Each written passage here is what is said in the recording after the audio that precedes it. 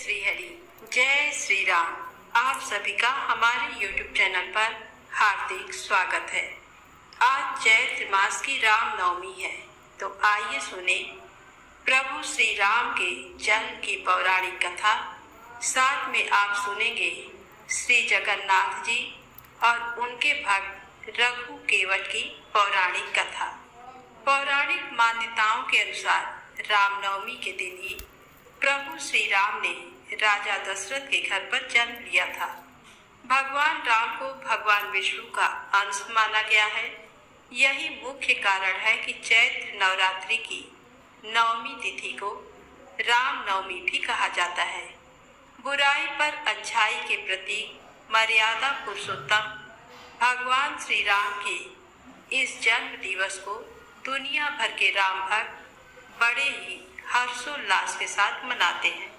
तो आइए जानते हैं प्रभु श्री राम के जन्म की ये पौराणिक कथा। कथा के अनुसार महाराजा दशरथ ने पुत्र प्राप्ति हेतु यज्ञ आरंभ करने की ठानी। महाराज की आज्ञानुसार श्याम कर्ण घोड़ा चतुरंगिणी सेना के साथ छुड़वा दिया गया। महाराज दशरथ ने समस्त मनस्वी, तपस्वी, विद्वान, ऋषि मुनियों तथा वेद वेद प्रकांड पंडितों को यज्ञ संपन्न कराने के लिए बुलावा भेज दिया। निश्चित समय आने पर समस्त अभ्यागतों के साथ महाराज दशरथ अपने गुरु वशिष्ठ जी तथा अपने परम मित्र अंग देश के अधिपति लोकपाल के जामाता श्रृंगी ऋषि को लेकर यज्ञ मंडप में पधारे। इस प्रकार महान यज्ञ का विधिवत शुभारंभ किया गया। संपूर्ण वातावरण वेदों की ऋचाओं के उच्च स्वर में पाठ से गूंजने तथा समिधा की सुगंध से महकने लगा। समस्त पंडितों, ब्राह्मणों, ऋषियों आदि को यथोचित धन, धान्य, गौ आदि भेंट करके सादर विदा करने के साथ यज्ञ की समाप्ति हुई। राजा दशरथ ने यज्ञ के प्रसाद खीर को अपने महल में ले जाकर अपनी तीनों रानियों में वितरित कर दिया। प्रसाद ग्रहण करने के परिणाम स्वरूप तीनों रानियों ने गर्भ धारण किया।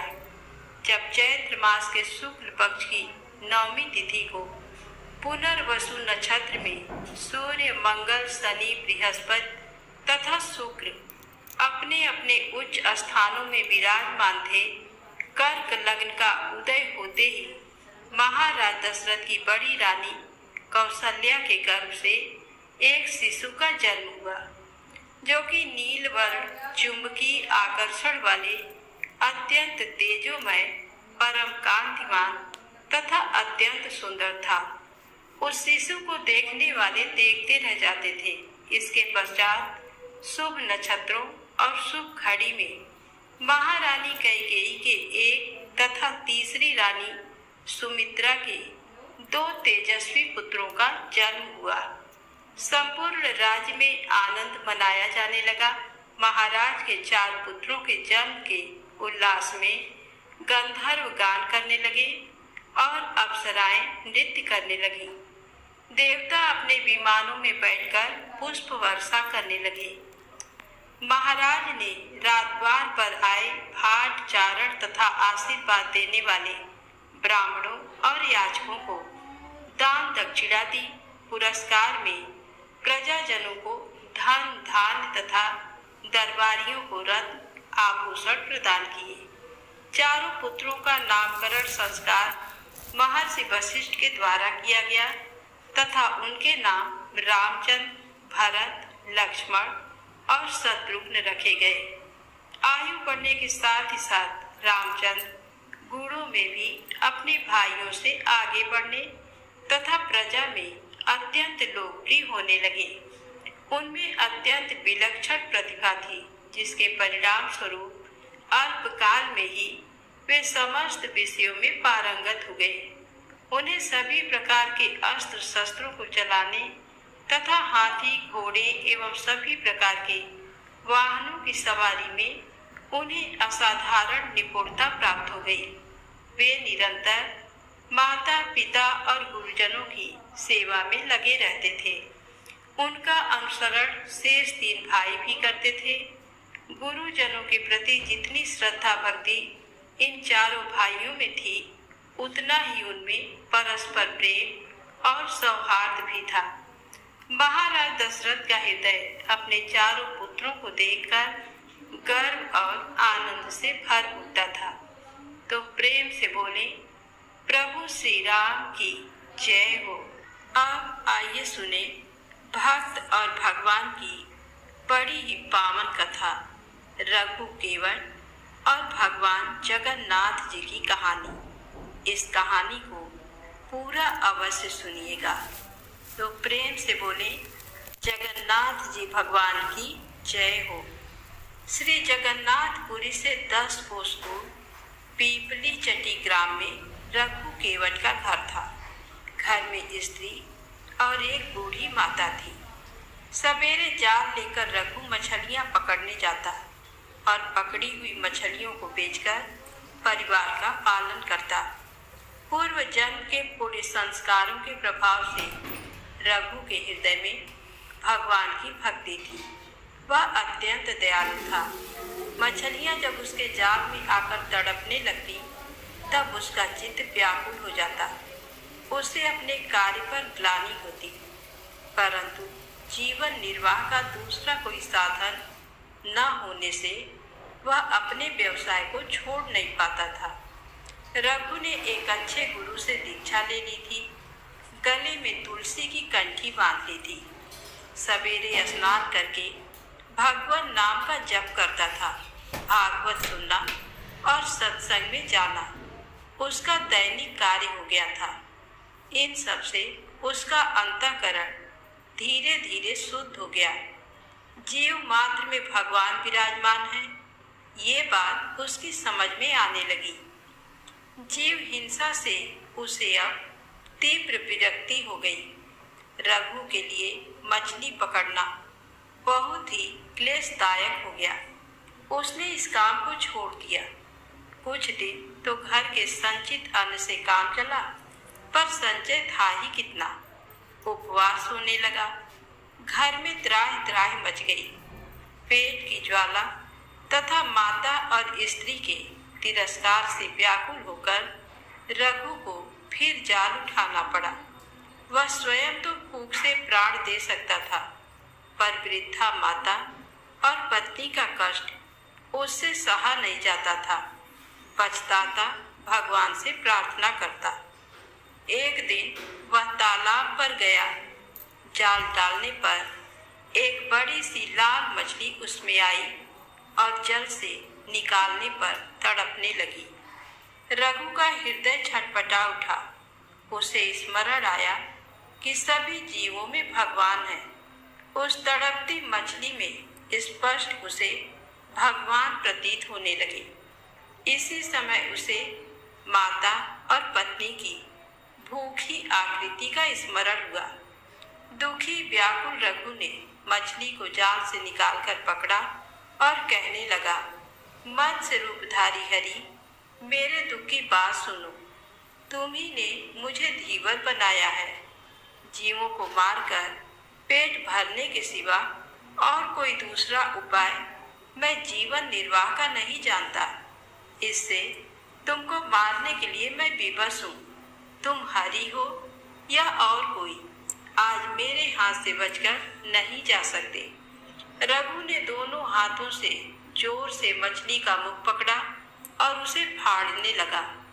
सहसा मछली के भीतर से स्पष्ट शब्द आया, रक्षा कर नारायण, रक्षा कर। रघु चकित हो गया। उसका हृदय आनंद से भर गया। मछली को लेकर वह वन की ओर भागा। वहां पर्वत से बहुत से झरने गिरते थे। उन झरनों ने अनेक जलकुंड बना दिए थे। रघु ने एक कुंड में मछली डाल दी। रघु भूल गया कि वह कई दिन से भूखा है। भूल गया कि घर में माता तथा स्त्री उसकी प्रतीक्षा करती होंगी। वह तो कुंड के पास बैठ गया। उसके नेत्रों से 2 झरने गिरने लगे।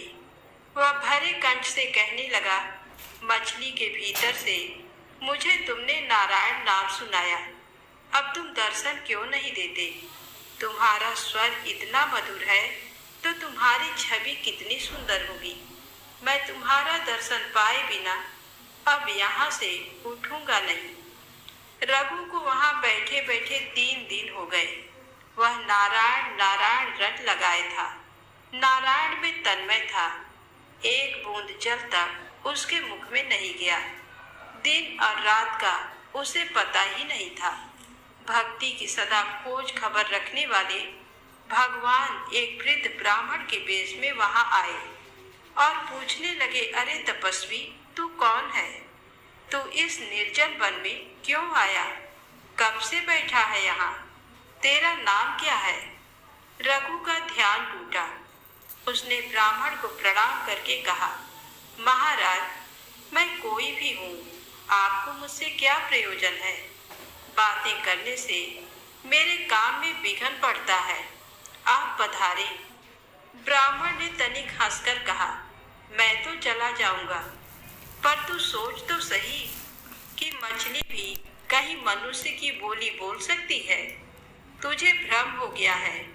जब कुछ उस मछली में है ही नहीं, तब तुझे किसके दर्शन होंगे? तू यहाँ व्यर्थ क्यों बैठा है? घर चला जा। रघु तो ब्राह्मण की बात सुनकर चौंक पड़ा। उसने समझ लिया कि मछली की बात जानने वाले ये सर्वज्ञ मेरे प्रभु ही हैं।